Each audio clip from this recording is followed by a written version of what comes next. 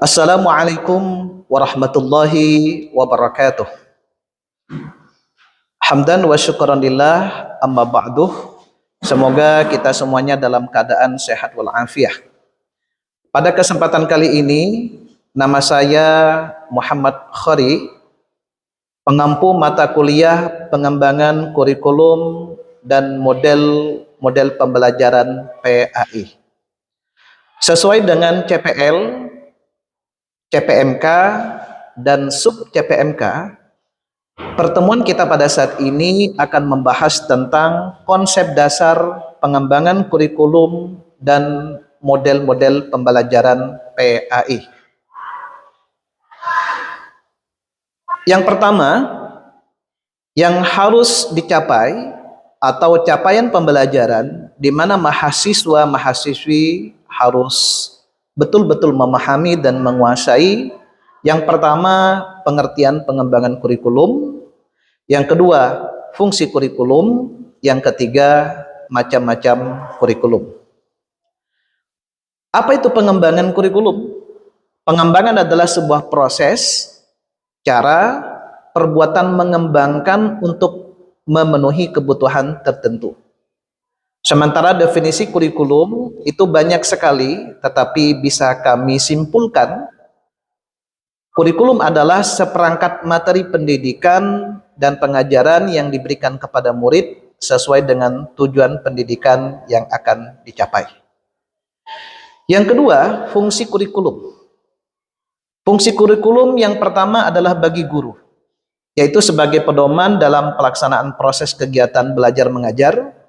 Yang kedua, bagi kepala sekolah untuk menyusun perencanaan dan program sekolah. Yang ketiga, bagi pengawas sebagai panduan dalam melaksanakan supervisi terhadap sekolah.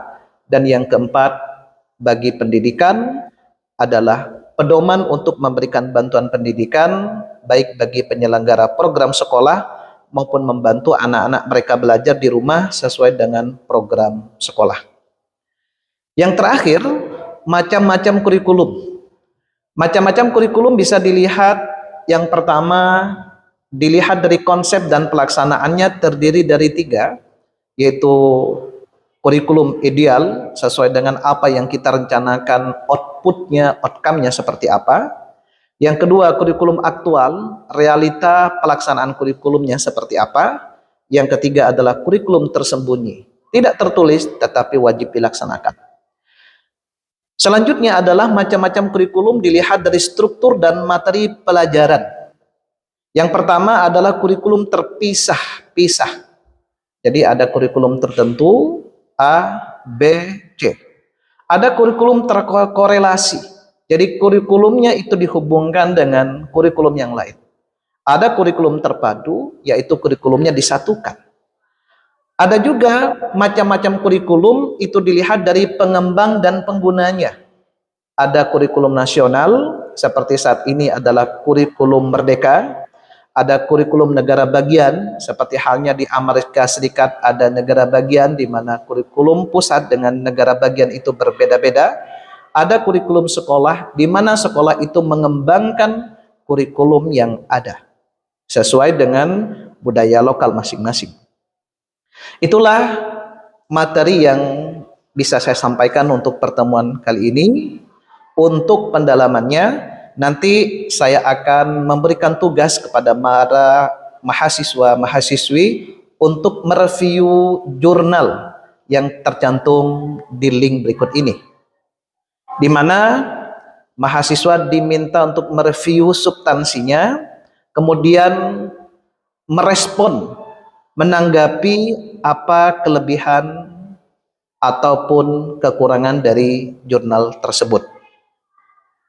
Mahasiswa-mahasiswi yang saya banggakan, pemirsa dimanapun saja berada, dari materi yang saya sampaikan tadi bisa disimpulkan, yang pertama, pengertian kurikulum adalah seperangkat materi atau pendidikan dan pengajaran yang diberikan kepada murid sesuai dengan tujuan pendidikan yang akan dicapai.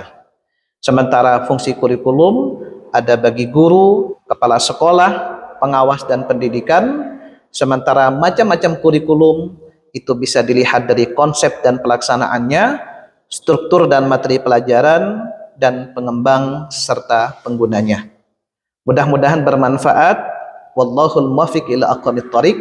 Wassalamualaikum warahmatullahi wabarakatuh.